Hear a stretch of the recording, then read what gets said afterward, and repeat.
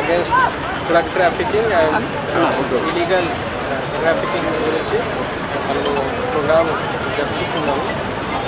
మొత్తం జిల్లాలో అన్ని అంగన్వాడీ సెంటర్స్లో ఈజీఎస్ సైట్స్ దగ్గర అన్ని చోటాలు డ్రగ్ అబ్యూస్ గురించి ఇల్లీగల్ ట్రాఫికింగ్ గురించి అందరూ ప్రతిజ్ఞ తీసుకుంటున్నారు.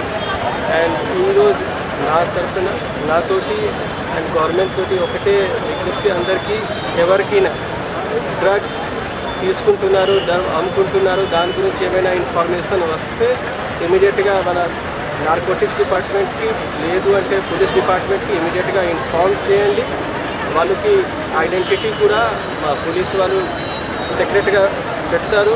అండ్ ఇంకా ఒకటి, ఎవరైనా డ్రగ్ ఎడిక్ట్ ఉన్నారు దాని గురించి కూడా మన డిస్ట్రిక్ట్ హాస్పిటల్స్లో డి అడిక్షన్ సెంటర్ నడుస్తున్నాయి.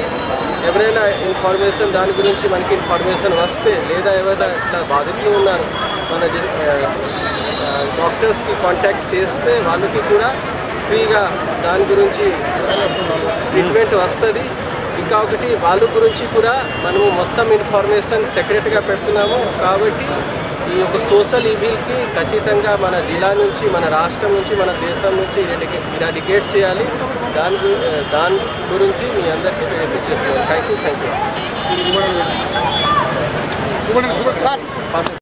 డ్రగ్స్ వ్యతిరేక దినోత్సవం మనం మంచిర్యాల జిల్లాలో ఈరోజు ఘనంగా జరుపుకుంటున్నాము.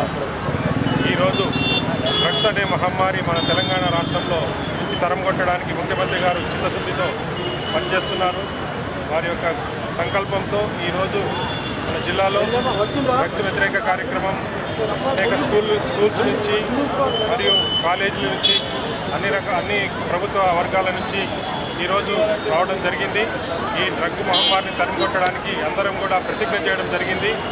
ఈ డ్రగ్ మహమ్మారిని స్కూల్స్ నుంచి కానీ కాలేజీలలో కానీ ఎక్కడ ఉన్నా కూడా తరిమికొట్టాలని, దీని బాధితులు ఎవరైనా ఉంటే వాళ్లకు డి అడిక్షన్ సెంటర్లో కూడా మన కలెక్టర్ గారు చెప్పినట్టు ఉచితంగా వారికి అందించడం జరుగుతుంది.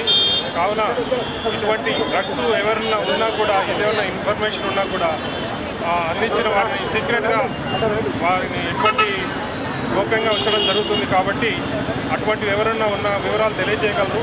నంబర్ కూడా ఇవ్వడం జరిగింది.